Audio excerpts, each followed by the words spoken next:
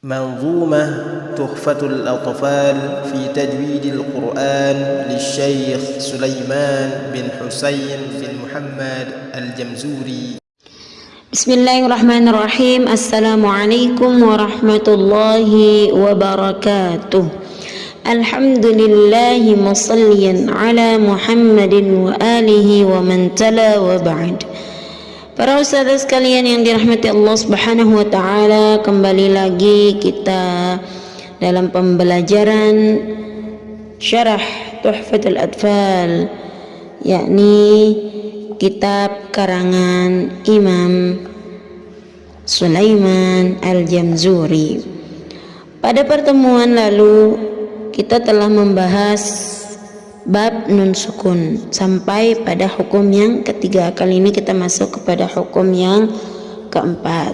Baik ustazah sekalian yang dirahmati Allah Subhanahu wa taala, silakan membuka kitab matanya, kemudian perhatikan bunyi bait berikutnya.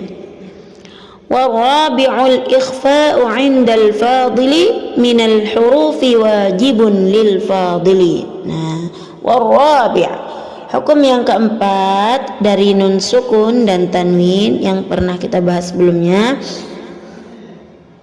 yaitu ikhfa. Indal fadili, yaitu ketika nun atau tanwin bertemu minal hurufi wajibun lil fadili, bertemu sisa huruf dari huruf hijaiyah yang wajib diketahui bagi para qari yang mulia, lil fadili, bagi para pembaca yang mulia. Saya ulangi sekali lagi ustazah. Wa rabi'ul ikhfa'u 'indal fadili minal hurufi wajibun lil fadili. Hukum yang keempat dari nun sukun dan tanwin, bait berikutnya menjelaskan bahwasanya nama hukum yang keempat itu adalah ikhfa. Ikhfa yaitu ketika nun sukun atau tanwin bertemu dengan sisa huruf dari huruf hijaiyah yang wajib diketahui oleh para qari yang mulia. Itu terjemahannya. Maksudnya adalah di sini dijelaskan bahwasanya hukum keempat dari ahkamun nunis sakinati wat tanwini, yakni ikhfa. Apa itu ikhfa? Ikhfa dalam bahasa artinya adalah samar.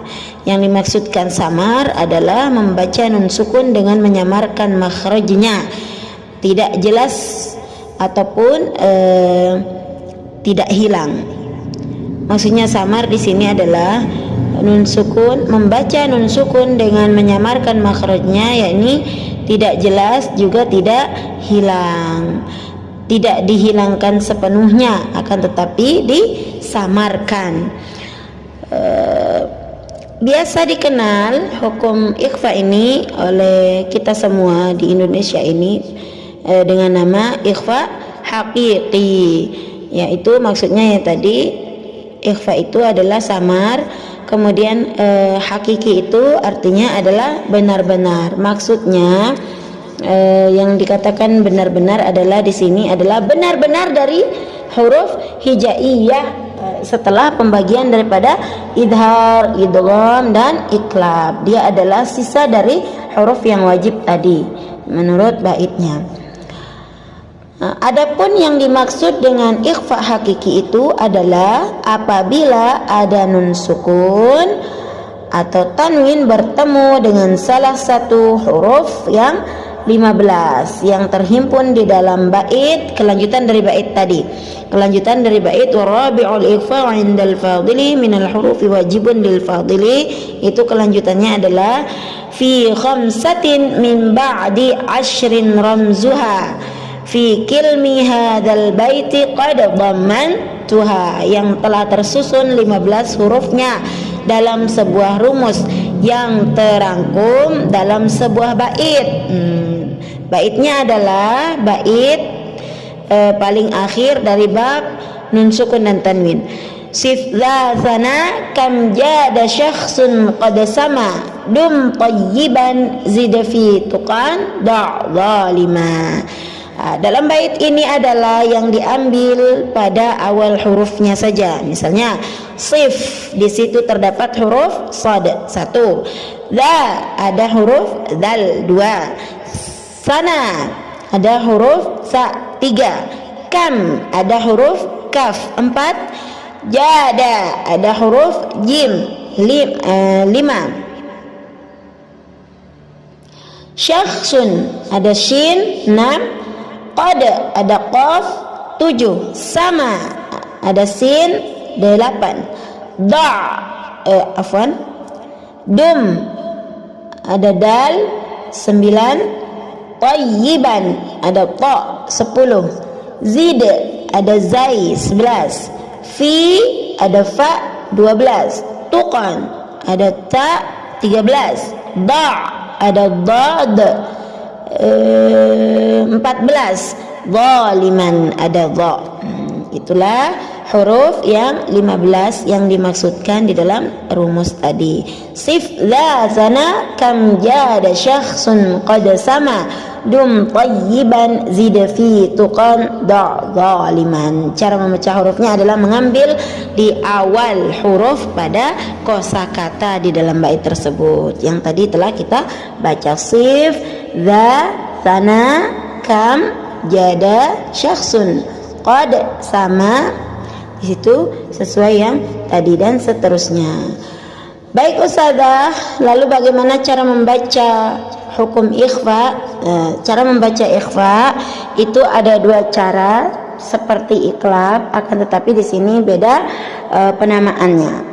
Kalau iklab kemarin ada 2 cara membacanya, yaitu furja dan intibak. Sekarang ikhfa pun ada 2 cara membacanya, yaitu yang pertama ada namanya tahiyah atau persiapan. Kemudian yang kedua ada namanya talamus, telah sampai atau menjumpai atau menempel juga boleh, seperti bacaan ikhfa kemarin.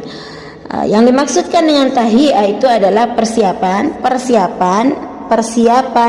menuju makhraj berikutnya. Maksudnya di sini adalah apabila huruf nun sukun berjumpa dengan salah satu huruf yang 15 tadi yang telah kita baca dalam bait terakhir dari ahkamun nun sakinati wat tanwin itu, maka makhraj huruf nun itu tidak dihilangkan, akan tetapi disamarkan menuju ini persiapan, ini yang dimaksud dengan tahiyah, menuju makhraj huruf yang kedua tadi. Misalnya contoh pada shad, misalnya sif, huruf yang pertama dalam bait tentang hukum ikhfa.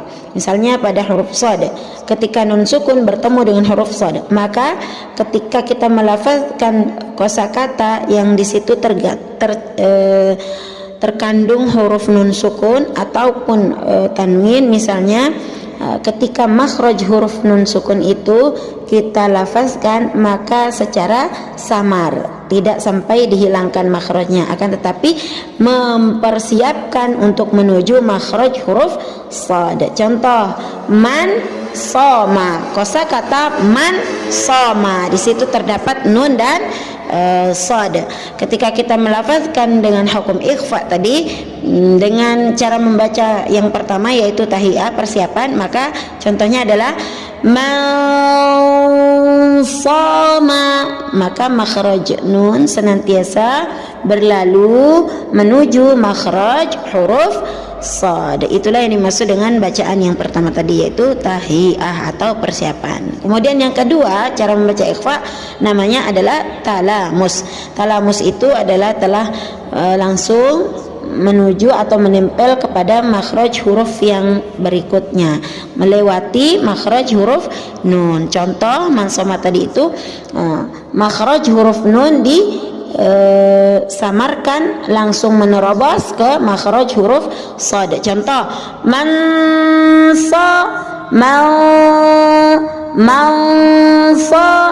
langsung kepada huruf shad, langsung kepada makhraj huruf shad. Itulah yang dimaksud dengan talamus. Cara membaca ikhfa ada 2, sama seperti cara membaca iklab pun ada 2, namun di sini berbeda penamaan. Kalau iklab kemarin kita sudah bahas, yaitu furjah dan intibak. Kok sekarang ikhfa cara membacanya adalah namanya tahiyah dan talamus. Tahiyah itu adalah persiapan, mempersiapkan menuju makhraj yang kedua, yaitu huruf yang kedua maksudnya. Kemudian talamus itu telah sampai atau telah menerobos makhraj yang pertama, langsung masuk ke dalam makhraj yang kedua, huruf yang kedua, yaitu sad tadi kita contohkan. Itulah Ustazah beberapa cara membaca hukum ikhfa dan penjelasan yang dimaksud dengan ikhfa itu sendiri apa. Hurufnya telah kita baca tadi bersama-sama, ada 15 yang terhimpun dalam satu lafaz bait terakhir dari ahkamun nun sakinati wa tanwini yang berbunyi sif dzatana kam jada syakhsun qad sama dum tayyiban zid fi tuqan zaliman. Di situ ada 15 huruf. Baik Ustazah, kita praktikkan bagaimana tata cara pelafalan huruf ikhfa, hukum ikhfa contoh pelafalan atau contoh cara membaca hukum ikhfa hakiki. Nun sukun yang bertemu dengan huruf yang 15 tadi, mulai dari sad sampai kepada zaliman tadi. Kita mulai Ustazah. Perhatikan di sini kita akan mencoba untuk mencontohkan nun sukun bertemu dengan sad sampai selesai ya, sampai 15 huruf. Sisa daripada huruf-huruf yang telah kita bahas yaitu idhar. Man sama. Untuk cara membacanya tadi yaitu talamus dan tahiyah. Boleh memakai kedua-duanya, memilih memakai ke salah satunya boleh, kedua-duanya boleh digunakan. Penjelasan para ulama bahwasanya cara membaca ikhfa, tahiyah maupun talamus kedua-duanya boleh digunakan. Tidak mengapa ketika memilih untuk membaca secara tahiyah boleh, ketika memilih untuk membaca secara talamus pun juga boleh kedua-duanya. Ustazah silakan tinggal memilihnya membaca dengan cara apa. Sekarang kita contohkan membaca hukum ikhfa, yaitu dengan menyamarkan makharijul huruf nun sukun. Samar itu adalah tidak sampai menghilangkan makhraj huruf yang pertama. Kita contohkan di sini misalnya nun sukun bertemu dengan sad. Man sama. Contoh di sini ada huruf sad, dari huruf sad sampai huruf yang 15. Man sama man dzalladzi manthuran minkum فأنجينا أنشره من قبلنا إنسيا أندادا انطلقوا أنزلنا أنفسكم kuntum khaira mandudin an zuhurihim. Itulah contoh membaca hukum ikhfa. Di sini ada beberapa yang harus diperhatikan Ustazah. Ketika kita membaca hukum ikhfa, di sana terdapat beberapa huruf yang ada yang tipis, ada yang tebal. Maksudnya adalah sebagian dari huruf-huruf ikhfa tadi adalah mengandung huruf-huruf yang dibaca secara tebal, maka ikhfa-nya pun mengikuti. Kenapa? Karena makhrajnya ya, makhrajnya dan sifat daripada huruf tersebut. Ketika nun sukun atau tanwin bertemu dengan huruf-huruf yang seumpama di situ terdapat bacaan tebal, maka bacaannya ditebalkan. Contoh perbedaan misalnya contoh shad dengan sin. Di sini shad adalah dibaca secara tebal, kemudian sin dibaca secara tipis. Contoh insiyan tidak boleh dibaca tidak boleh dibaca sampai menebal, kecuali shad baru dibaca dengan tebal. Contoh tadi mau sama, itu perbedaannya antara huruf tipis dengan huruf tebal. Mausoma itu untuk shad, kemudian untuk sinnya insian dibaca tipis saja, tidak boleh tidak boleh sampai ditebalkan. Kemudian di situ juga terdapat huruf kaf dengan huruf qaf. Di sini bedanya. Ketika bertemu dengan huruf kaf maka senantiasa dibaca secara tipis, tidak boleh ditebalkan. Minkum tidak boleh dibaca secara tidak. Akan tetapi dibaca secara tipis. Minkum. Begitupun dengan qaf. Qaf di sini adalah merupakan merupakan huruf yang dibaca secara tebal, sehingga bacaannya berbeda dari kaf. Min qablina tidak boleh dibaca tipis. Min qablina salah, tetapi harus ditebalkan. Min qablina. Kemudian ada ta dan ada ta. Ta-nya dibaca secara tipis saja. Contoh, kuntum tidak boleh sampai ditebalkan. Kuntum tidak, tetapi ditipiskan saja. Kuntum. Adapun untuk ta-nya baru dibaca secara tebal. Intaliqu tidak boleh dibaca intaliqu, tidak boleh, tetapi harus ditebalkan. Intaliqu. Kemudian selain itu ada huruf dhad juga di situ, dhad dan dha. Dhad itu harus dibaca secara tebal, dhad dengan dal beda. Andada di situ adalah dal, maka cara membacanya adalah tipis, berbeda dengan dhad. Maududin, di situ harus dibaca secara tebal. Maududin beda dengan dan dal dengan dhad dibedakan. Kemudian terakhir ada zal dan ada dha, itu juga harus dibedakan tipis dan tebalnya. Ketika zal maka dia dibaca secara tipis. Madzalladzi tidak boleh dibaca madzalladzi, tidak boleh karena dia adalah huruf yang tipis. Madzalladzi berbeda dengan dha, harus dibaca secara tebal. Zuhurihim tidak boleh dibaca tipis. Zuhu tidak boleh karena dia adalah merupakan huruf yang tebal. Dha.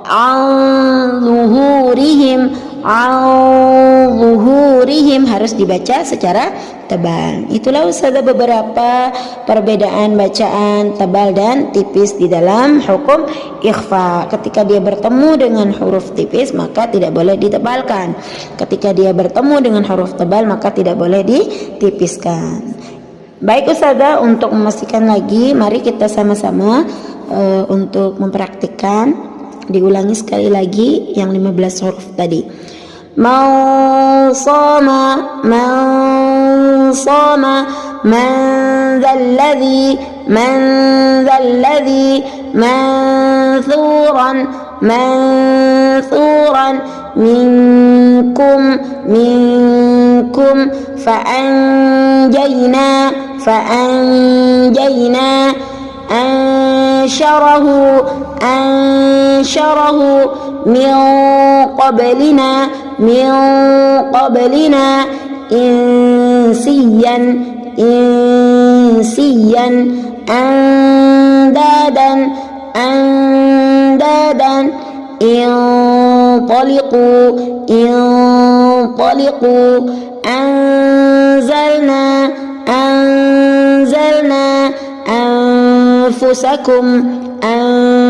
anfusakum kuntum khaira mawdudin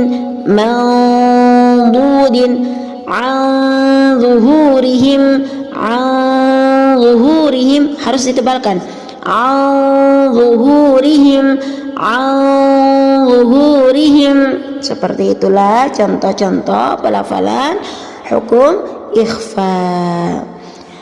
Baik ustazah, selesailah pembahasan kita pada bab ahkamun nunis sakinati. Insyaallah kita lanjutkan pertemuan berikutnya pada bab berikutnya insyaallah. Insyaallah pada pertemuan berikutnya kita kita masuk kepada bab ahkamul mim wan nun al musyaddadatain, yaitu bab hukum mim dan nun bertasydid insyaallah.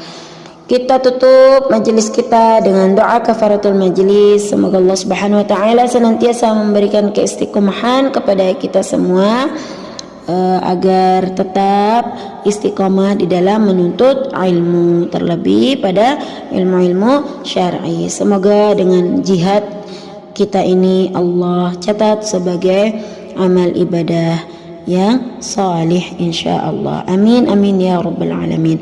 Subhanakallahumma wa bihamdika asyhadu an la ilaha illa anta astaghfiruka wa atubu ilaik. Alhamdulillahi rabbil alamin.